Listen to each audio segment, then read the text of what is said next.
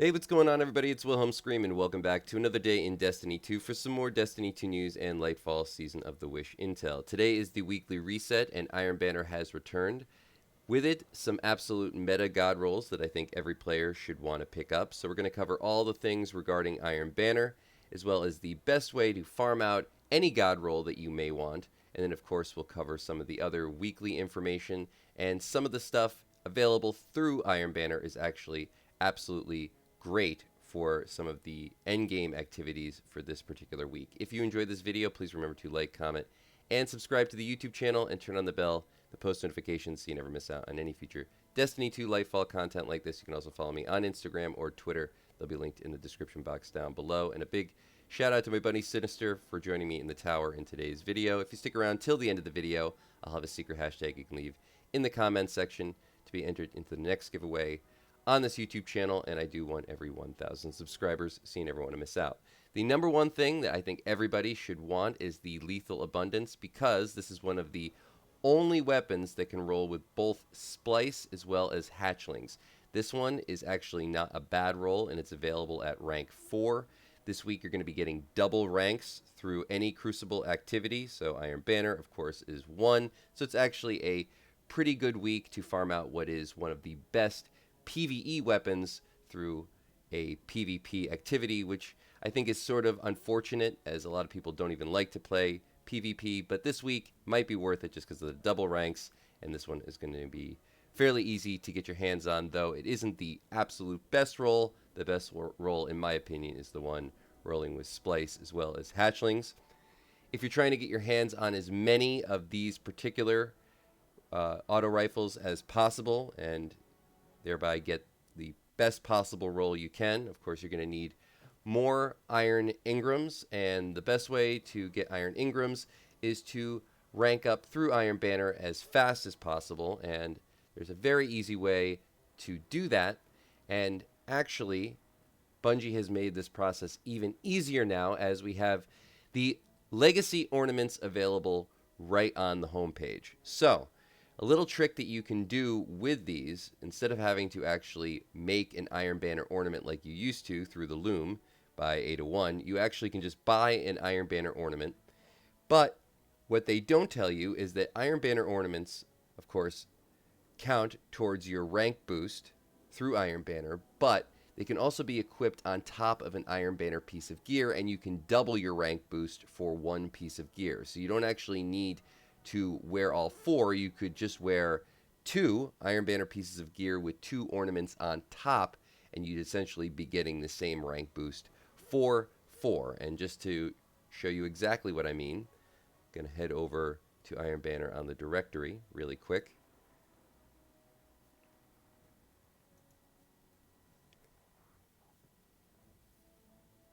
And just to also share with you that Iron Banner this week is Tribute. That's the game type. To win, defeat your opponents, collect their crests, and deposit them at the Cabal beacons. So this is when the turrets will pop out if you get enough deposits.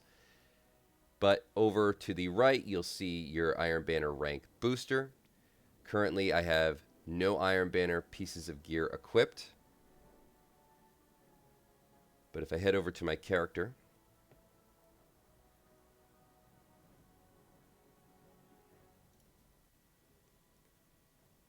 I just have this set up on my bond really quick. I have the Wolfswood bond. It's an Iron Banner bond. I'm going to equip that.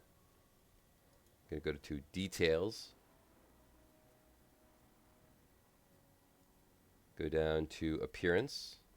And I've actually already bought one of the new Iron Banner ornaments. I'm going to apply it on top of the Iron Banner piece of gear. And then if I go back to the directory, back to Iron Banner,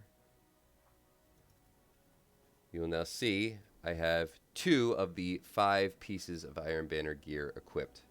So the 1 piece is counting for 2. This is a big, I think, bonus and a big tip for most players, as people don't realize this, or they think, you know, it's only one or the other. They don't realize you can just double up that easily. So I think that's good to know for everyone, and I always like to reiterate that point when Iron Banner is around, just to make it easier to farm out the god rolls you want. And with the Lethal Abundance, there's also a bunch of others I would recommend. Of course, remember you're looking for Splice as well as Hatchlings. But on the focus decoding page, we also have the fusion rifle, which is pretty good. The bow also is not bad. The shotgun is pretty good for PvP. Under the legacy gear, Dark Decider, I always like to recommend. You're looking for Volt Shot, and the Hero's Burden is great because it can roll with the stabilizing rounds. Maybe not as meta currently for PvE, but still a great weapon to have for when the meta changes or the Champions mod changes. We also can get the Pulse Rifle, which can roll with Incandescent, and the Peace Bond, which is actually a really great sidearm currently in the meta for Champions as well as for PvP. And it can roll with Headstone, so great for a Stasis build. And Stasis builds, I think, are very underrated this season, in my opinion. Just my opinion. The other reason why the Lethal Abundance, I think, is going to be great this week, as we have a new GM, and I'm going to be making a video about a breakdown on how to do this week's GM. Some glitches, cheeses, tips, tricks, the usual. Probably posting that tomorrow. But we have the pre-Astyanax, I think that's how you pronounce it, bow available in the Adept version if you can get this done at the GM. But also, this week's GM is the Hypernet Current, which hasn't been around for a little bit. I can't remember exactly when this strike was last in the rotation. It might have just been a couple of seasons ago, but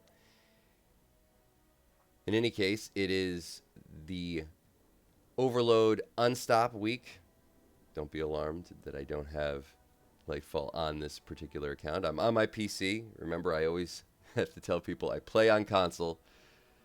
This is just so I can record sometimes, everybody. Don't fret. But it is Overload and Unstop, so the Lethal Abundance will play right into the Champions meta this week.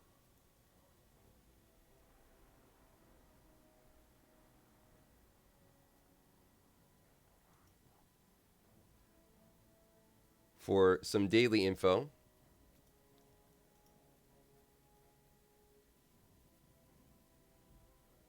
we have the Bay of Drowned Wishes Legendary Lost Sector available with exotic chest armor. So if you're looking for Gerfalcons, good day to pick it up.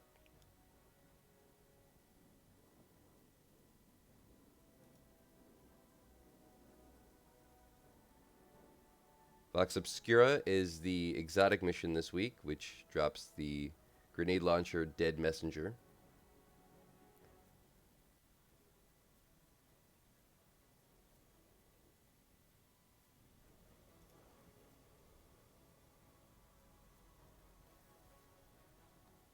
The weekly dungeon is the Spire of the Watcher, if you're looking for some artifice armor.